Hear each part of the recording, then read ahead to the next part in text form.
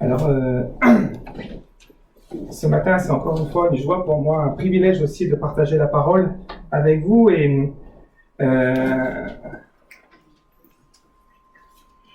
j'aimerais parler de cette série. Je n'ai pas choisi, en fin de compte, c'est quand j'ai regardé les différents thèmes sur lesquels des fois j'aborde la parole de Dieu, j'ai remarqué que souvent je reprenais ce verset qui dit « Observe la nature, elle t'enseignera ».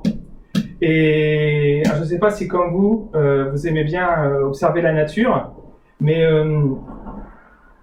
surtout pour comprendre la grandeur et la puissance de Dieu, la Bible nous dit que Dieu a tout créé par sa parole. Et que la nature reflète la parole de Dieu. Et que les réalités invisibles de Dieu se voient dans la nature. Et voilà pourquoi Dieu dira à Job, interroge les bêtes, elles t'instruiront, les oiseaux du ciel, ils te l'apprendront, parle à la terre, elle t'instruira, et les poissons de la mer te le raconteront.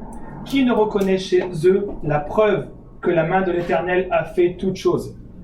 Voilà les conseils qui sont laissés au serviteur Job. Voilà, regarde la nature, interroge les bêtes, regarde comment elles vivent, regarde toutes les choses qui ont été créées, et toutes elles témoignent que le Seigneur, notre Dieu, est puissant, qu'il est le créateur de toutes choses, que les lois qu'il a données à la nature, elles sont respectées encore aujourd'hui, et elles sont bonnes. Elles sont bonnes. Elles procurent la vie en abondance. Alors, une série, pourquoi? Parce que j'ai remarqué que plusieurs fois, j'avais abordé des sujets comme, par exemple, ces trois messages qui datent déjà, mais il y a le baptême de feu avec ces arbres, les plus grands arbres du monde, les séquoias, qui ont des tout petites graines qui ne peuvent éclore que s'il y a un incendie dans la forêt. Elles doivent absolument éclater par le feu.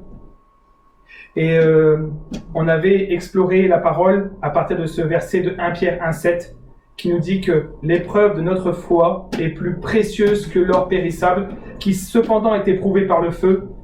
Et l'épreuve de notre foi a pour résultat la louange, la gloire et l'honneur lorsque Jésus-Christ apparaîtra.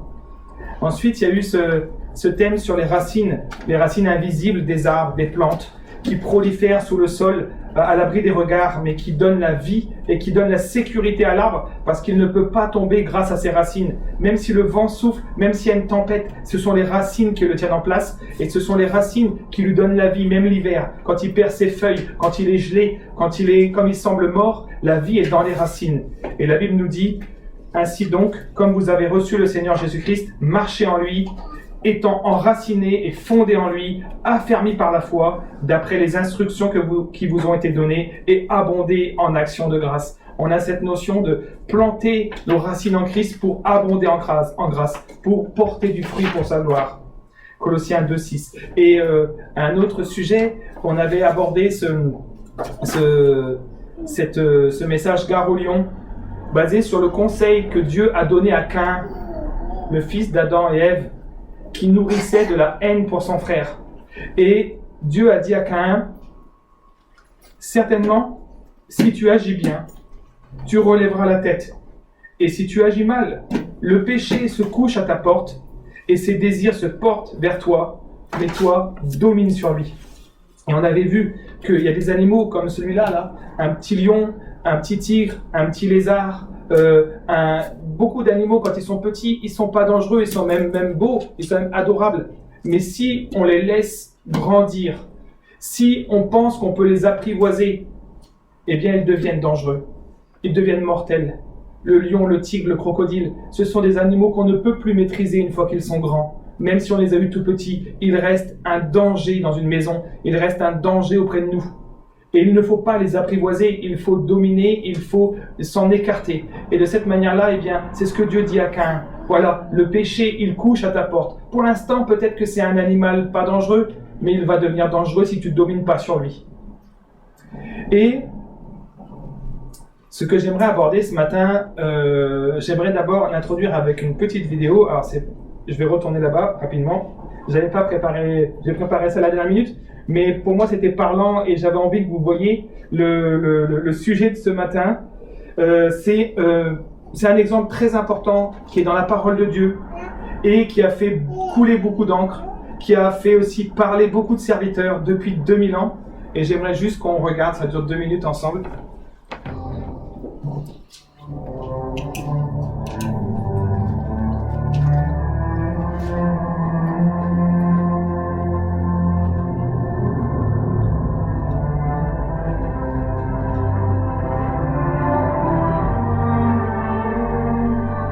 Les Alpes, les plus hauts sommets d'Europe.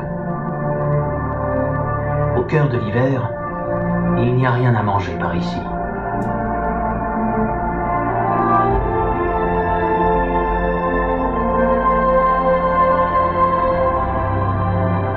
Cet aigle royal doit passer chaque minute de la journée à survoler les pentes en quête de nourriture.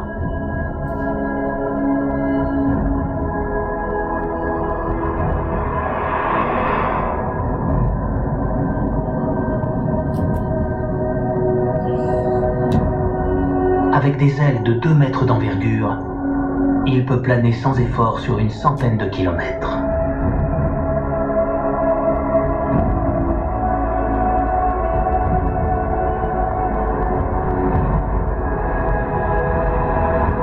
Grâce à sa vue exceptionnelle, il est capable de repérer une proie à plus de 3 kilomètres de distance.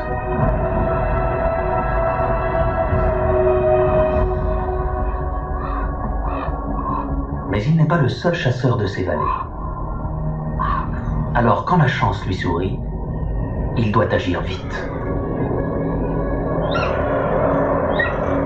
Il plonge à plus de 300 km/h. Seul le faucon pèlerin peut aussi réaliser un tel exploit.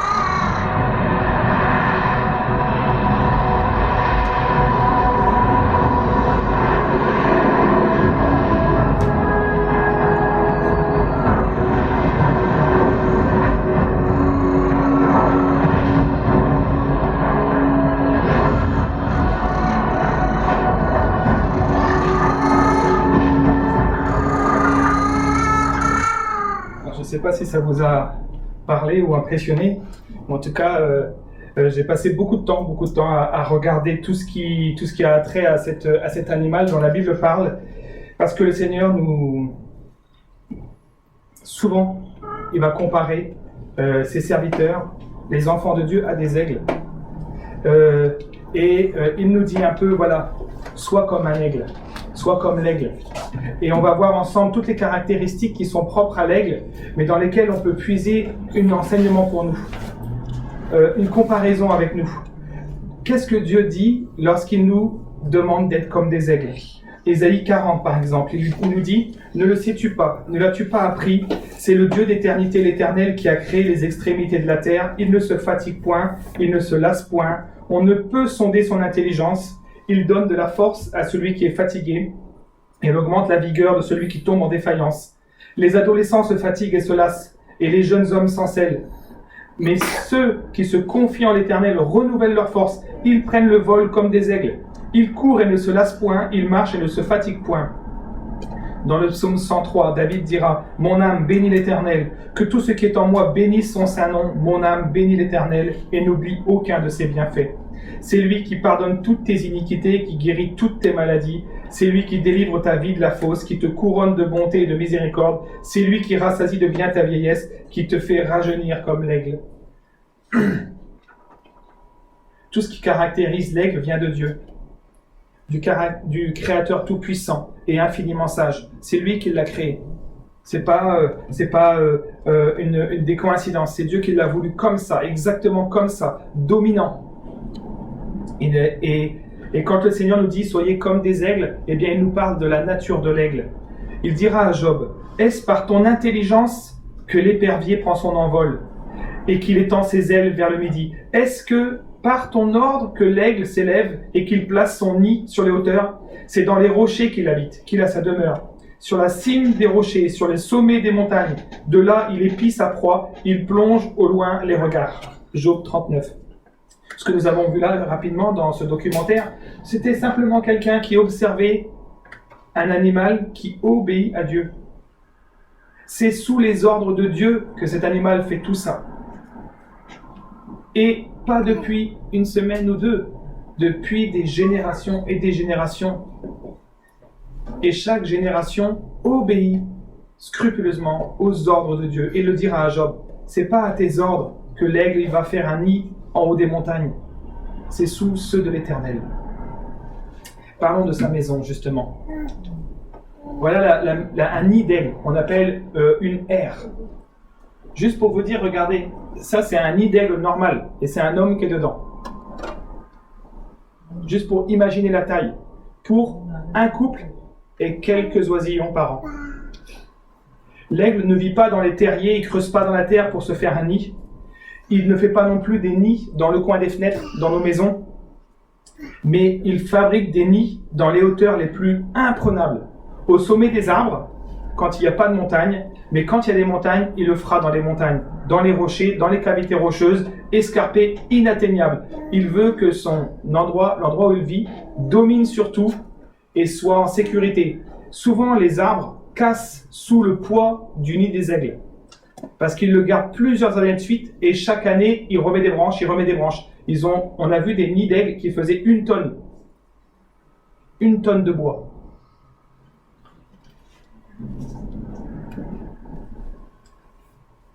Eh bien, soyons comme l'aigle. Construisons notre vie, notre foyer sur les hauteurs. Choisissons les lieux les plus hauts, très proches de Dieu. Paul dira aux Colossiens, « Si donc vous êtes ressuscités avec Christ, recherchez les choses d'en haut, où Christ est assis à la droite de Dieu. Affectionnez-vous aux choses d'en haut et non à celles qui sont sur la terre. » Voilà peut-être l'exemple que Dieu nous laisse avec cet animal. Cherchez les choses d'en haut. Cherchez à être en hauteur. Cherchez à vous approcher de Dieu le plus haut possible. Construisons notre vie aussi. Construisons notre foyer, notre couple, notre famille sur le rocher solide, sur Jésus-Christ. Et Jésus, dans son enseignement sur la montagne, il dira « C'est pourquoi quiconque entend ces paroles que je dis et les met en pratique sera semblable à un homme prudent qui a bâti sa maison sur le roc. La pluie est tombée, les torrents sont venus, les vents ont soufflé et se sont jetés contre cette maison. Elle n'est point tombée parce qu'elle était fondée sur le roc. » Voilà ce que le Seigneur nous appelle, nous conseille, nous commande de construire nos vies sur lui, sur ses paroles, sur le roc solide, qui jamais, jamais ne nous abandonne, qui jamais ne craint aucune tempête. Voilà un couple d'aigles. Alors, l'aigle, et il n'y a pas beaucoup d'animaux comme ça, mais en tout cas, lui, il en fait partie. L'aigle, il est monogame, il n'a qu'une seule femelle toute sa vie, 25 ans, et il changera que seulement si la femelle, elle meurt, ou si le mâle meurt. C'est la seule raison pour laquelle ils se séparent, si un des deux meurt. C'est formidable, hein. Ils n'ont même pas eu besoin de passer devant le maire pour se rendre compte de ça. C'est Dieu qui a mis cet instinct profond en eux de vivre dans la fidélité. Il arrive que ce sont des oiseaux migrateurs, pas tous, mais certains migrent, ils font des milliers de kilomètres pour aller chercher les endroits chauds. Et bien vous savez quoi? Il arrive que le mâle et la femelle, ils migrent séparément. Mais ils se retrouveront toujours au printemps, dans le même nid, pour avoir des petits. Et année après année, ils vont élever ensemble leurs petits. Et j'ai nul besoin de citer la parole de Dieu pour confirmer que Dieu a voulu que l'homme et la femme s'unissent fidèlement l'un à l'autre pour la vie, pour devenir qu'une seule chair. Et Dieu est si précis dans sa parole et dans sa création que chaque détail de la vie de l'aigle semble résonner avec la nôtre. Comme cette séparation momentanée. Il y a un proverbe qui dit « Le nid de l'aigle est inaccessible, sauf au serpent. » Ça m'a parlé, vous voyez, parce que l'ennemi de nos âmes, il est comparé à un serpent. Et c'est vrai, très peu d'animaux peuvent s'aventurer. Même les oiseaux ne volent pas assez haut pour aller dans les nids des aigles. Mais par contre, s'il y a bien un ennemi qui vient détruire les œufs, c'est les serpents. Parce qu'eux, ils peuvent grimper jusqu'en haut. Eh bien moi, ça me parle. Parce que la Bible nous dit ça. Paul dira aux Corinthiens, en parlant du couple, en parlant de l'homme et de la femme, « Ne vous privez point l'un de l'autre, si ce n'est d'un commun accord pour un temps, afin de prier. Voyez ? Qu'on ne se sépare pas l'un de l'autre, sauf si c'est pour prier chacun de notre côté. Et regardez ce que dira Paul. Puis retournez ensemble, de peur que Satan ne vous tente par votre incontinence.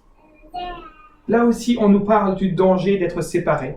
Là aussi, on nous parle de la volonté farouche de l'ennemi de venir détruire les familles, de s'immiscer dans les foyers, par les failles qu'on laisse, par les choses, parce qu'on ne veille pas assez, parce qu'on est imprudent, parce qu'on manque de connaissances par rapport au projet de l'ennemi qui est de détruire les enfants de Dieu, de détruire les familles, les foyers qui sont construits sur le rocher solide. Alors, sachons être sur nos gardes, prudents et conscients. C'est pas parce que l'aigle il a construit son nid au sommet des rochers qu'il se considère à l'abri de tout. Pas du tout. Il reste prudent. Il revient souvent à son nid pour voir si tout se passe bien, pour voir s'il est... Et quand il y a des œufs, eh bien, soit la femelle part, soit le mâle part, mais il y a toujours quelqu'un qui reste. Parce qu'il sait le danger, il sait depuis tout le temps que le serpent, il peut entrer dedans. La fidélité dans le couple, que ce soit pour eux, mais bien plus pour nous, c'est une richesse. C'est une sécurité parce qu'on veille l'un sur l'autre. Mais c'est aussi un défi, c'est aussi un enjeu de taille à garder, à chérir, à rendre précieux. Parce que tout n'est pas fait pour qu'on reste ensemble. Il y a des tentations, il y a des batailles spirituelles. Et il nous faut veiller avec force et courage. Alors, il est impossible de parler de l'aigle. Je ne voulais pas parler de ça tout de suite. Je voulais parler de ça d'abord, de son vol. Parce que, évidemment, l'aigle est majestueux par sa capacité à voler. Vous l'avez entendu, un seul battement d'aile peut le faire voler sur 100 km sans battre des ailes. Ses ailes sont grandes, 2 mètres, elles sont lourdes, elles sont compliquées à gérer. Si un aigle est par terre, il aura beaucoup de mal à s'envoler.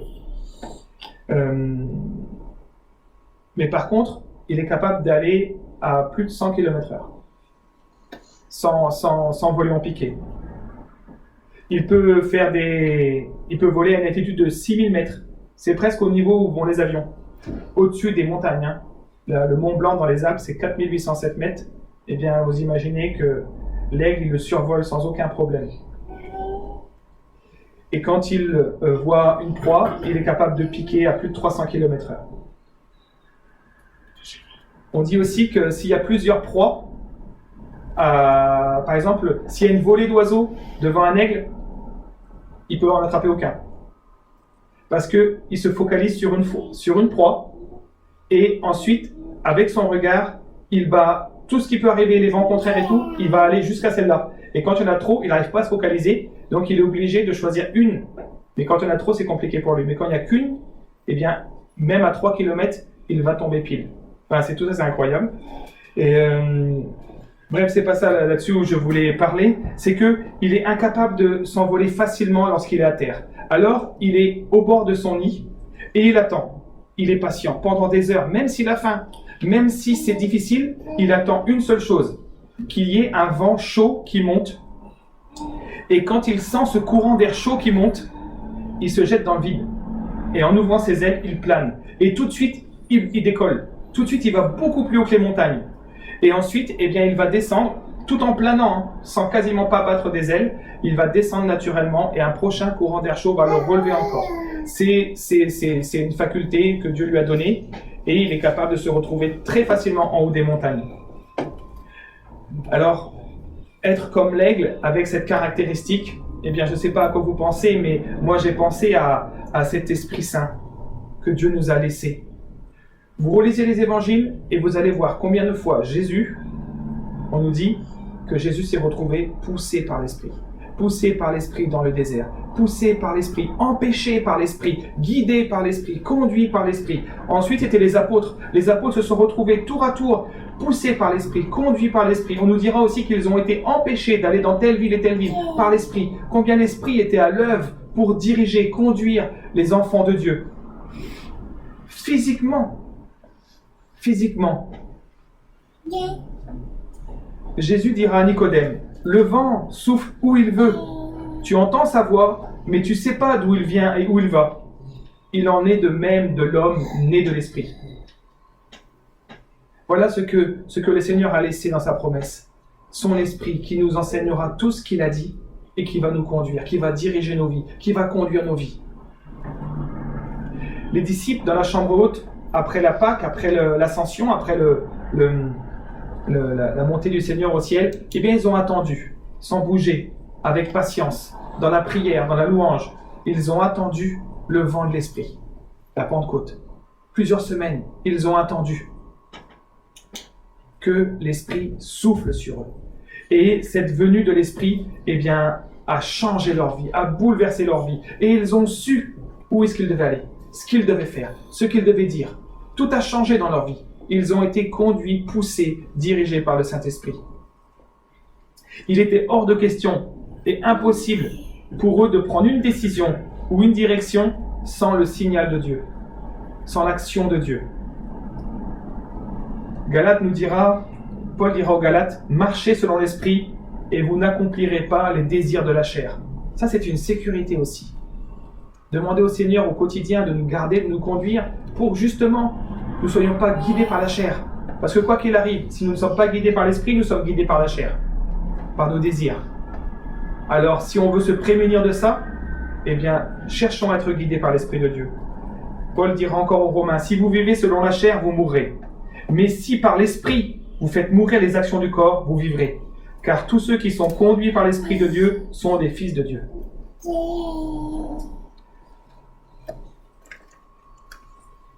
Parvenir au nid d'aigle sur une montagne, c'est possible pour quelqu'un qui sait escalader.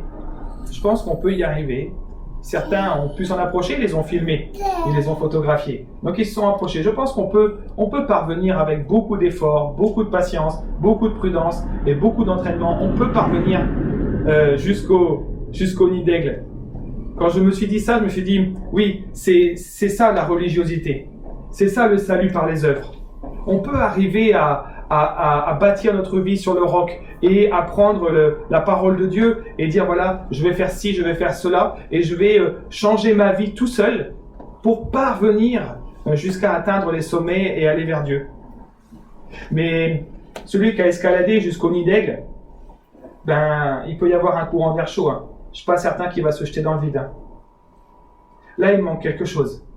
Là, il manque quelque chose de très très important. Et c'est ça que la religiosité ne peut pas donner. C'est cette relation intime et personnelle avec Jésus. Avec sa présence en nous, par son Saint-Esprit, qui va nous pousser et nous guider. Et on pourra s'abandonner à lui. Croire que ce qu'il nous dit, ce qu'il nous commande, ce qu'il nous interdit est bon pour nous. Bon pour nous. Efficace pour nous. Et on ne s'appuiera plus sur nos propres forces. Le prophète Zacharie dira, ce n'est ni par la force, ni par la puissance, mais c'est par mon esprit, dit l'Éternel des armées. C'est par mon esprit. Une relation avec le Seigneur Jésus dans la prière, dans l'enseignement de sa parole, dans la foi que Dieu veut nous conduire chaque jour. Et vous savez quoi? Être guidé par l'esprit, c'est pas pour les grandes occasions. Souvent, on se tourne vers Dieu dans la prière quand on a des grands choix à faire. Quel nouveau travail, quelle nouvelle direction, quel nouveau logement, quelle nouvelle ville pour aller travailler. Tout ça, on se tourne vers Dieu et on dit là, c'est une grande décision. Il faut que je me plie le genou devant Dieu et qu'il me guide par son esprit, qu'il me parle. C'est vrai, mais c'est pas simplement ça. C'est tous les jours. Celui qui est fidèle dans les petites choses le sera dans les grandes, dira le Seigneur. Au quotidien, nous avons besoin d'être guidés par Dieu. Parce que vous ne savez pas quand vous aurez un grand choix à faire. Peut-être cet après-midi, vous aurez un grand choix à faire. Vous ne savez pas. Vous allez rencontrer quelqu'un, une personne, et il y aura un choix à faire. Et là, à ce moment-là, vous vous direz, mince, je ne sais pas quoi répondre, je ne suis pas préparé. Je vous dis ça, mais je me parle à moi, j'ai vécu ça plein de fois dans ma vie. De croire que voilà, aujourd'hui c'est lundi, aujourd'hui c'est mardi, aujourd'hui c'est mercredi, c'est une journée comme tous les autres. Je me lève, je travaille, je rentre à la maison. Pas du tout. Chaque jour, il y a des enjeux spirituels importants. Chaque jour, je peux être confronté à des choix importants. Chaque jour, j'ai besoin d'être poussé par l'Esprit. Chaque jour, j'ai besoin d'être porté par l'Esprit de Dieu. Parce que si le dimanche, je suis spirituel et pas le lundi, eh bien, où je vais aller? Quelle sera ma vie? Qu'est-ce que je vais faire face à ces choix importants? Et forcément, j'en ferai des mauvais. Je prendrai des mauvaises décisions. Tous les jours au quotidien. Parce que le temps des grandes décisions vient par surprise. Au moment où on s'y attend le moins souvent.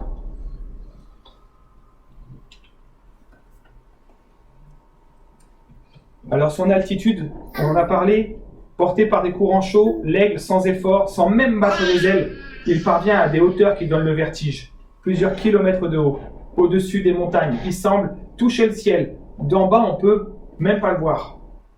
Et c'est depuis ce point qu'il domine le territoire qu'il occupe et il scrute la situation depuis un point haut. Il regarde tout. Et quand le Seigneur nous dit « sois comme l'aigle », eh bien, c'est pour moi un exemple pour nos vies. Nous sommes toujours occupés à nous inquiéter en gardant les pieds dans nos problèmes, à regarder à gauche, à droite, et on ne trouve pas de solution. On est empêtré dans nos difficultés, on est même parfois dans le noir, on ne voit pas le chemin qu'on doit prendre. On est dans les problèmes, dans la maladie, dans les problèmes financiers, dans toutes sortes de problèmes de relations, et on est perdu. On est perdu. Et voilà ce que dira Isaïe, ce qu'on a lu tout à l'heure. Les adolescents, c'est-à-dire les jeunes hommes, dans la force de l'âge. J'ai des adolescents à la maison, je sais qu'ils sont vraiment endurants, ils se couchent à pas d'heure, et puis, mais voilà, les adolescents, ils ont plus de force que moi, mais ils se fatiguent et ils se lassent, et les jeunes hommes chancellent. Mais ceux qui se confient en l'Éternel renouvellent leur force, ils prennent le vol comme les aigles, ils courent, ne se lassent point, ils marchent et ne se fatiguent point. Et le psaume 121 nous dira que quand tout va mal, quand on cherche du secours, eh bien on le trouve en levant les yeux vers les montagnes. Parce que le secours nous vient de Dieu. S'élever au-dessus des soucis du quotidien. C'est encore une fois par l'Esprit de Dieu qu'on en est capable. Paul dira aux Romains qu'il estime que les souffrances du temps présent, les soucis du quotidien, les difficultés, les barrières qui se dressent devant nous, les problèmes de tout ordre, la maladie, les finances, le travail, les relations, les enfants, tous ces problèmes-là, il dit toutes ces souffrances, même les souffrances physiques, il dit ces souffrances du temps présent sont incomparables à la gloire à venir. Voilà quelqu'un qui savait élever les choses, qui savait prendre du recul, prendre de la hauteur sur ces difficultés et de dire voilà, ça c'est passager. Ça concerne que ma vie ici-bas. Mais je sais que j'ai des promesses dans le ciel. Je sais que le Seigneur, il va revenir. Et je sais que tout ça, ça sera de l'histoire ancienne. Il n'y aura plus de maladie, il n'y aura plus de difficultés. On ne parlera plus de travail, on ne parlera plus d'argent, on ne parlera plus de disputes, on ne parlera plus de problèmes. Mais on sera dans le repos, dans la consolation, dans la paix du Seigneur. Alors je veux, comme l'aigle, m'élever au-dessus de mes problèmes. Et que Dieu m'attire dans son repos, qu'il m'attire dans sa paix. Voilà, venez à moi, je vous donnerai du repos. Laissez votre fardeau.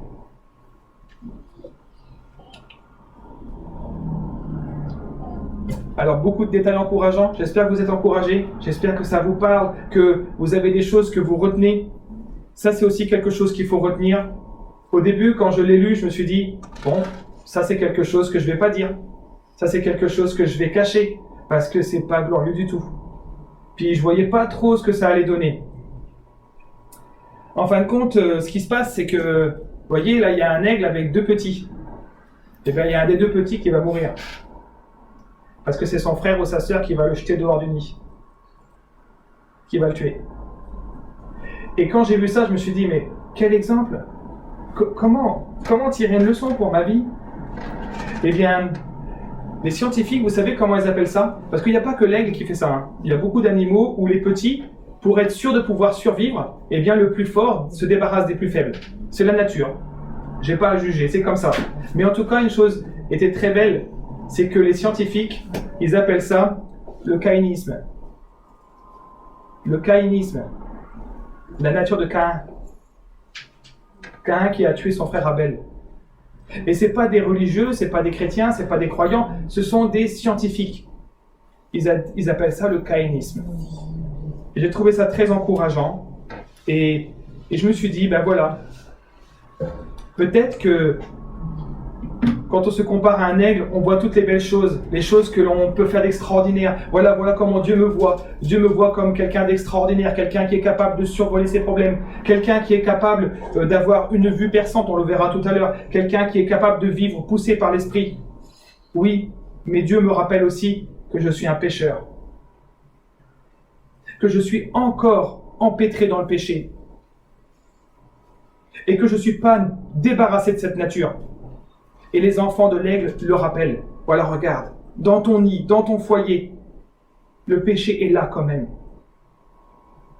La nature humaine, on n'en est pas débarrassé.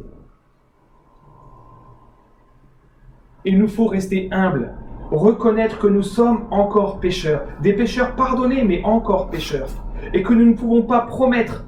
Qui peut promettre, voilà, je ne pécherai plus jamais de ma vie? Une telle promesse, on n'aurait même pas le droit de la prononcer devant Dieu. Je ne sais pas ce que cet après-midi, de cette semaine, je suis capable de faire. Je compte sur Dieu pour qu'il me tienne, pour qu'il me garde, pour qu'il garde ma bouche, pour qu'il garde mes pensées captives en lui. Mais je sais que les désirs de la chair sont là et qu'ils me poussent vers le mal. Paul dira aux Romains, je trouve donc en moi cette loi. Il dit, voilà, en moi, l'apôtre Paul, j'ai en moi cette loi. Quand je veux faire le bien, le mal est attaché à moi, car je prends plaisir à la loi de Dieu, selon l'homme intérieur. Mais je vois dans mes membres une autre loi, qui lutte contre la loi de mon entendement et qui me rend captif de la loi du péché, qui est dans mes membres. Misérable que je suis, qui me délivrera du corps de cette mort? Grâce soit rendue à Dieu par Jésus-Christ notre Seigneur. Amen. Vous voyez ce que dit Paul? Il dit, voilà le constat. Ah, je suis un homme de Dieu, je suis un serviteur, je suis un apôtre. J'écris des lettres pour les églises et les gens me respectent. Mais sachez-le, je ne suis pas mieux que les autres. J'ai en moi le péché qui me pousse à mal agir et ça me rend tellement triste, tellement misérable, j'en suis venu à réclamer la mort. Qui me délivrera de ce corps de mort? Ce corps qui est attiré par les choses mauvaises. Et il dira, grâce soit rendue à Dieu, par Jésus-Christ notre Seigneur, c'est possible. Par la grâce de Dieu, c'est possible. Il nous apporte son pardon et sa miséricorde. Ainsi donc, moi-même, il termine, je suis par l'entendement esclave de la loi de Dieu, mais je suis par la chair esclave de la loi du péché. Même si le Seigneur nous fait grâce de faire de nous des serviteurs excellents pour son service, qu'il nous parle, qu'il nous pousse par son esprit, même s'il nous a fait des dons excellents pour servir l'Église, même si nous vivons des miracles dans nos vies, n'oublions pas que notre nature est là, luttant en nous, attirée par le mal, nous ramenant à cette triste réalité. Nous sommes des pécheurs pardonnés, qui attendons avec impatience le retour du Seigneur qui nous délivrera du péché. Un jour, le docteur John MacArthur, on lui a dit, voilà, qu'est-ce que vous attendez le plus au paradis? C'est quoi que vous voulez voir au paradis? Quelque chose que vous ne connaissez pas sur la terre. Il a dit, au paradis, je veux y aller parce que j'en ai marre du péché. Plus de péché là-bas, et j'en ai marre. On ne peut même pas imaginer une vie sans péché, une vie sans mauvaise pensée, une vie sans mauvaise parole, une vie sans mauvaise action, une vie sans blessure, une vie sans traumatisme, une vie sans insulte, une vie libérée de tout ça, une vie sans péché. À ses disciples qui étaient émerveillés par les miracles qu'il faisait par la grâce de Dieu, les disciples sont un jour allés vers Jésus et ont dit « C'est extraordinaire, les malades sont guéris, les démons nous obéissent quand on parle, c'est formidable !» Et il y avait de quoi être étonné et d'être reconnaissant auprès de Jésus. Tu as fait de nous, ils étaient partis 2 à 2, 70 disciples, et ils revenaient avec plein de choses à dire. Ils n'avaient jamais vu ça, c'était extraordinaire. Mais Jésus les a mis en garde tout de suite. Il leur a dit, ne vous réjouissez pas que les démons vous obéissent. Réjouissez-vous plutôt que vos noms sont écrits dans les cieux. J'ai vu Satan tomber sur terre comme un éclair. Avec ce même orgueil, sachons rester humbles. Notre nature ne s'en sent pas encore délivrée.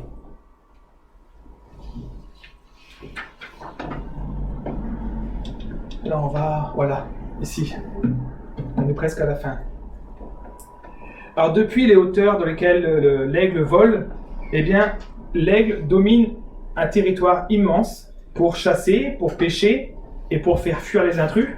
Et ce territoire, il peut atteindre 160 km². Alors, je ne savais pas trop à quoi ça ressemblait, mais je me suis dit, bon, on va faire sur une carte. Donc, au milieu, c'est Beauvais. Et là, vous avez l'étendue. Donc, ça va à gauche, au-delà de Saint-Paul. À droite, on est à La Versine. En bas, on est à Auneuil. Et en haut, on est au-dessus de Trossereux. Je ne sais pas si vous vous rendez compte, mais c'est immense. Déjà, pour aller du haut en bas en voiture, des fois, il faut une demi-heure. Mais l'aigle, il domine tout ça en volant. Et tout ce territoire, il lui appartient. Tout ce territoire, il chasse dessus. Il vit dessus, lui et sa femelle. Jésus a dit de nous que nous sommes la lumière du monde. Et que cette lumière ne doit pas être cachée, mais qu'elle doit être posée sur une montagne. Qu'elle doit être visible pour luire devant les hommes. Matthieu 5, vous êtes la lumière du monde. Une ville située sur une montagne ne peut être cachée. Et on n'allume pas une lampe pour la mettre sous le boisseau, mais on la met sur le chandelier et elle éclaire tous ceux qui sont dans la maison. Que cette lumière luise ainsi devant les hommes, afin qu'ils voient vos bonnes œuvres et qu'ils glorifient votre Père qui est dans les cieux. Nous sommes appelés à rayonner. À rayonner.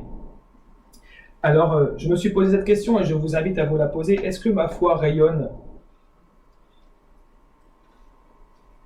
Ou est-ce que je suis un chrétien seulement quand je vais à l'église ? Est-ce que j'exprime ma foi seulement ici, maintenant ? Mais qu'en dehors de cet endroit et de ce moment-là, je n'exprime pas ma foi, même pour moi-même. Quel est mon témoignage ? Pas dans l'église. Ici, on a tous un bon témoignage. Ici, là, on se tient tous bien correctement. Mais quel est mon témoignage ? Pas parmi les chrétiens, pas dans l'église, mais dans le monde, loin de l'église. Qu'est-ce qu'on dit de ma foi ? Qu'est-ce qu'on dit de ma fidélité au Seigneur ? Qu'est-ce qu'on dit de l'évangile que je vis ? Même si l'aigle a fait sa demeure sur la cathédrale, eh bien, il est connu et redouté jusqu'à Trossereux et à Auneuil, et jusqu'à La Versine et à Saint-Paul. Pas simplement dans l'endroit où il vit, mais partout où il est, partout où il se déplace. Si l'endroit où je suis rayonnant de la gloire et de la grâce de Dieu se limite à ces 4 murs et à 2 heures le dimanche, eh bien, je suis bien triste et bien pauvre. Dieu a doté l'aigle de caractéristiques extraordinaires, on l'a vu, et il le porte tous les jours sur des vents chauds. Eh bien, l'aigle ne se pose pas ce genre de questions. Comme il est porté, vous savez ce qu'il fait ? Il agrandit son territoire. Le vent le pousse. Et partout, tout ce qu'il survole, il se dit, ça c'est à moi, ça c'est à moi, ça c'est à moi. Comme Josué. Dieu a dit à Josué, partout où tu poses la plante des pieds, c'est à toi. Partout où tu poses la plante des pieds, eh bien, tu amènes la lumière de Dieu. Tu amènes sa grâce, tu amènes son évangile, tu amènes cette bonne nouvelle, tu amènes le pardon divin. Partout où tu poses les pieds. Parce que c'est pas toi qui décides, c'est Dieu qui te pousse là-bas. Considère que c'est ton territoire. Considère que c'est le royaume de Dieu qui avance. C'est pas la prière du Notre Père, que ton royaume vienne. Que ton royaume avance, diront quelques traductions. Que ton royaume grandisse. Oui, dans les lieux, et bien plus dans ma famille. Qu'elle gagne les cœurs. Qu'elle grandisse aussi dans ma vie à moi. Il y a des parties de ma vie dans lesquelles Dieu ne règne pas, parce que je ne l'ai pas permis. Parce que je ne veux pas qu'il s'occupe de telle et telle chose dans ma vie. Que je puisse ouvrir ces choses-là pour que Dieu règne, pour que son royaume grandisse dans ma vie, dans mes pensées, dans mes choix, dans mes actions, dans toutes les choses, que tout lui appartienne. Partout où je laisse accès à Dieu, il veut régner. Que chaque recoin de ma vie soit laissé libre pour que le Seigneur y mette sa lumière. On l'a écouté tout à l'heure, de sa vision, du haut de son vol, 3000 mètres, il peut voir un lapin. C'est inimaginable. 3000 mètres, il peut voir un lapin. Juste pour vous dire, hein. Vous voyez, nous on voit un arbre.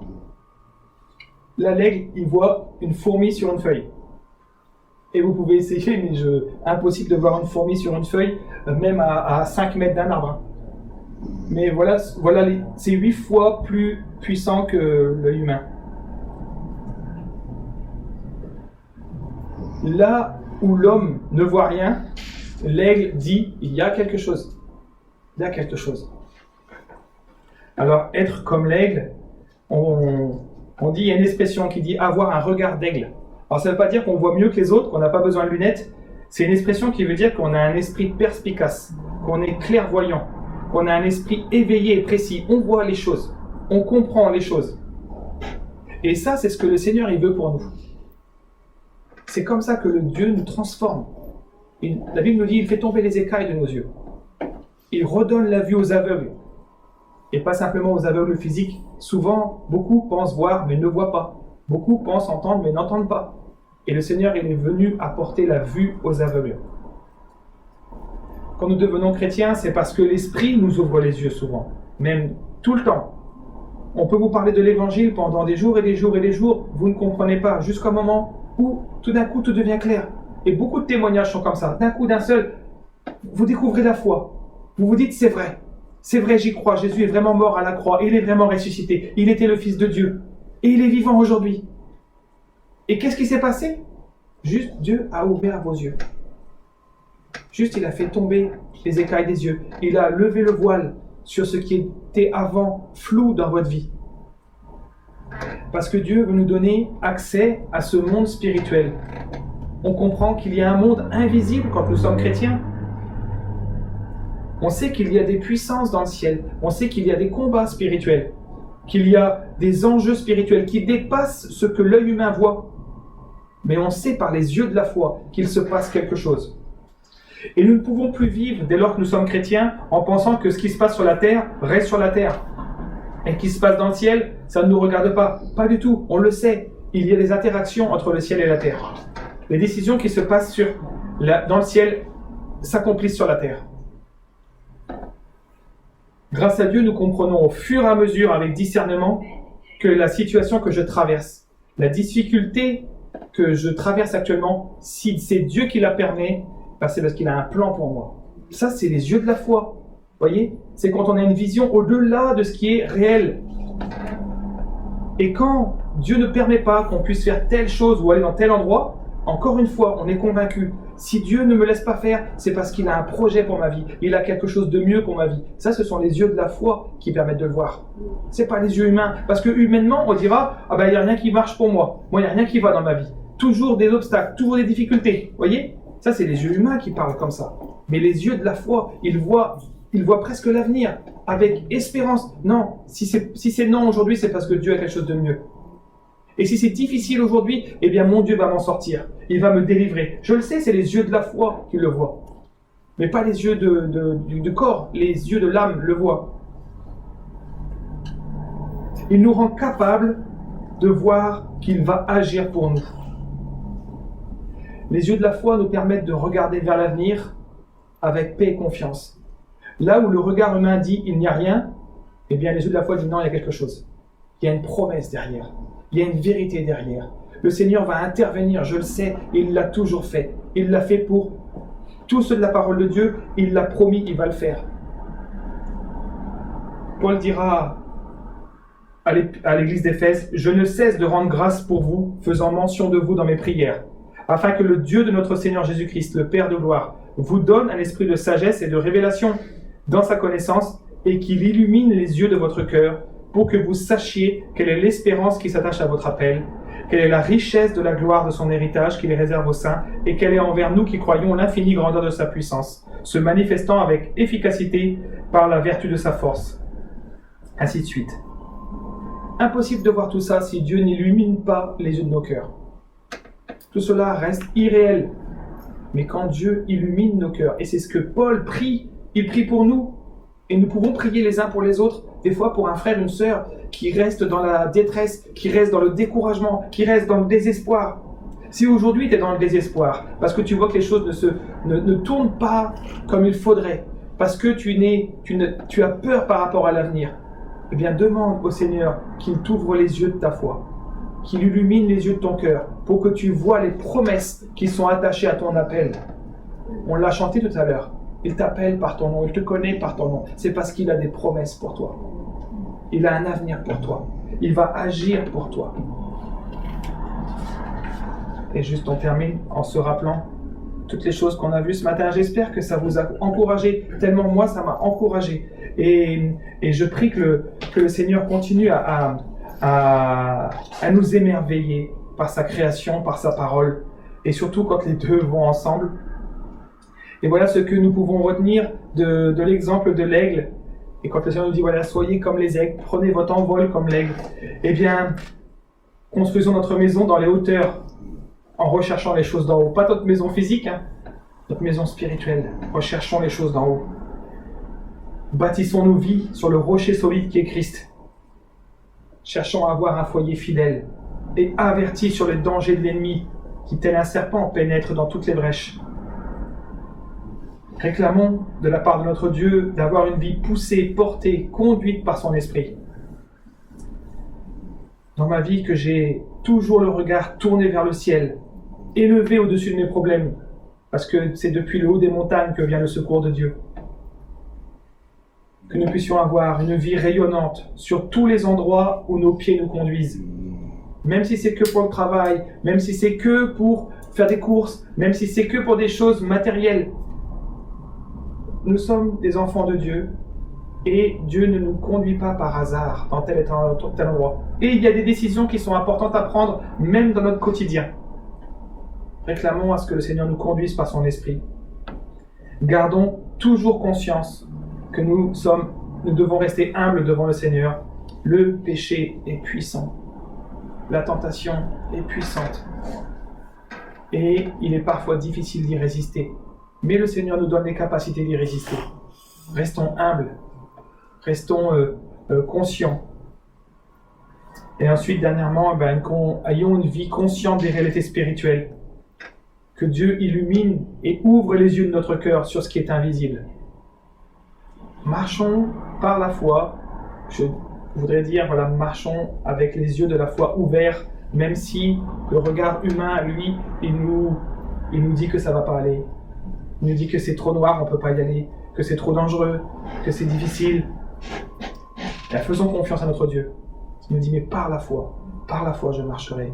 Par la foi, je vois ma délivrance. Par la foi, je vois ma guérison. Par la foi, je vois ma vie prendre un formidable virage. Par la foi, je vois ma vie changer, transformer. Par la foi, je vois la vie de mes enfants changer. Même si aujourd'hui c'est la catastrophe, mais par la foi, je vois comme l'avenir. Voilà, le Seigneur va agir. Ce que je ne peux pas faire, lui, le Seigneur, il va le faire. Là où je suis impuissant et limité, il peut le faire. Voir ce que l'œil humain ne voit pas. Amen. Je vous invite à avoir un temps de prière.